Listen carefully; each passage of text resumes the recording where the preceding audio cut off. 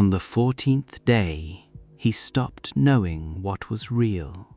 The trees looked the same in every direction.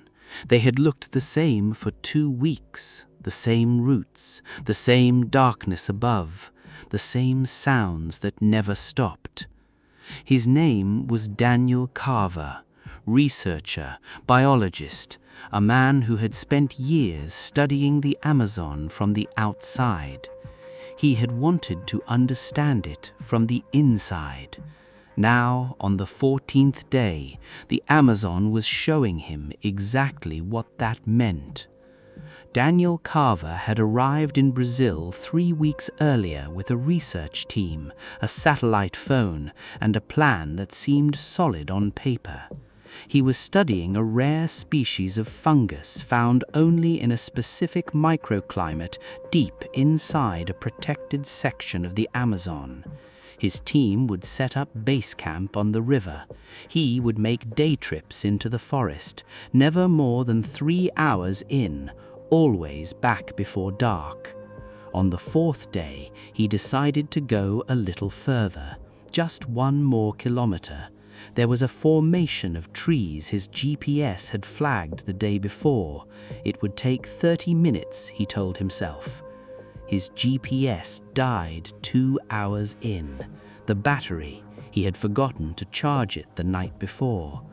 By the time he realized he was walking in circles, the light through the canopy had already begun to fade.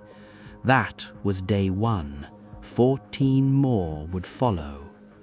Days 1 through 3 were about survival basics, finding water, finding shelter, trying to signal his position. He had matches, a small knife, a water purification tablet he found at the bottom of his pack, enough food for 2 days if he rationed carefully. He built a shelter from palm leaves on the 2nd night, the way he had read about but never actually done. It held through a storm that lasted 4 hours. He considered that a victory. He tried to navigate by the sun, but under the Amazon canopy, the sun was rarely visible, and when it was, it moved in ways his city-trained brain struggled to interpret. On day 3, he heard voices, distant, carried by wind through the trees. He shouted until his throat hurt. The voices did not return. On day 4, the jaguar found him. He smelt it before he saw it, a heavy, musky smell that cut through the humidity of the jungle, different from anything he had encountered before. Animal, close. He froze. Every instinct in his body stopped moving at the same moment. It was sitting 20 meters away, half hidden in the shadow between 2 massive roots. A jaguar, female, he thought, from the size, watching him with the complete stillness of an animal that does not need to hurry. He had read everything about jaguar behavior. He knew not to run. He knew to make himself large, to make noise, to maintain eye contact. His legs were shaking so badly he could barely stand. The jaguar did not move for what felt like an hour. It simply watched, head low, eyes unblinking. Then it stood, turned, and walked back into the jungle without looking back. Daniel sat down on the wet ground and could not get up for a very long time. It came back the next night and the night after that. By day 7, the days had stopped being separate things. Without his phone, without his GPS, without any device to mark the passing of time, the Amazon became one long, continuous experience. Light and dark, wet and less wet, the sounds that belonged to day and the sounds that belonged to night. He started talking to himself on day 8, not because he was losing his mind, because the silence was the worst part. The silence pressed in from every direction and made him feel like he was disappearing. On day 9 or 10, he was no longer certain. He saw something move between the trees that he could not explain. A shape, human perhaps, or perhaps not. He followed it for 2 hours. It always stayed just out of clear sight, always moving, always the same distance ahead. When he stopped following, it stopped moving. He never found out what it was. He told himself it was an animal. He was not completely convinced. The jaguar came back on the 3rd night, and the 4th, and the 5th, always at the same time, just after the jungle made its transition from day sounds to night sounds, always the same distance, never closer, never further. Daniel began to understand that it was not hunting him, it was watching him, studying him the way he had once studied things in this forest, with curiosity, with patience, without urgency. That realization did not make it less frightening, but it changed something in how he felt about the darkness. On the 11th night, he built his fire larger than usual and sat facing the direction the jaguar always came from. And when it appeared, those amber eyes at the edge of the firelight, he did not flinch. They sat like that for an hour, a man and a jaguar on either side of a fire in the middle of the Amazon. When it left, Daniel felt something he had not felt in days. He felt less alone. They found him on day 15, a search team moving along a river, following the grid they had been working for a week. He heard the boat engine before he saw it, a sound so foreign to everything he had experienced for 2 weeks that his brain refused to process it at first. He came out of the tree line slowly, carefully, the way the jungle had taught him to move. The rescue team said he looked like someone who had been in the forest for a month, not 2 weeks. His clothes were barely recognizable.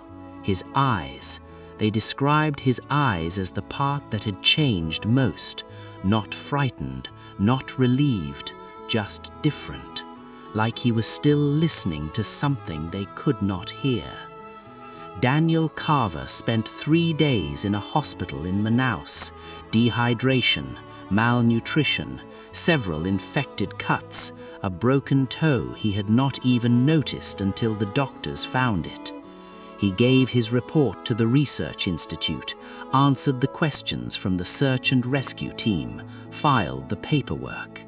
3 months later, he resigned from his position at the university. He told his colleagues he needed time, that the Amazon had given him something he needed to understand before he could go back to his old life. His colleagues assumed he meant trauma, recovery, the normal aftermath of a survival experience. But that was not what he meant. He meant that the forest had shown him something in 15 days of fear and silence and losing himself. The Amazon had shown him something he could not put into words, and he was not ready to stop thinking about it. What happens to a person who spends 15 days completely alone in the Amazon forest, persecuted by a jaguar, losing the boundary between days, between reality and hallucination, between what is real and what the exhausted mind creates? The simple answer is survival. He survived. That is the story. But survival is never simple in the Amazon, because the Amazon doesn't just test the body, it tests the part of you that decides who you are when everything you rely on has been taken away. Your devices, your colleagues, your routine, your sense of time. Strip all of that away, and what remains? Daniel Carver found out. Most people never will. The question he could not answer, the question that made him resign, that kept him awake, that sent him back to Brazil 6 months later, was simpler than any of the ones he had studied. Was the shape in the trees real? He never found an answer, but he went back to look. The Amazon doesn't keep people, it returns them, but it never returns them the same. Daniel Carver went in as a researcher, a man of data and systems and scientific method. He came out as something harder to name, someone who had sat across a fire with a jaguar and felt less alone. Someone who had followed a shape through the trees for 2 hours and was never entirely sure what it was. Someone the Amazon had decided to keep alive. For now. The forest doesn't explain its decisions, it simply makes them. And somewhere in the Amazon tonight, a jaguar is watching something at the edge of a fire.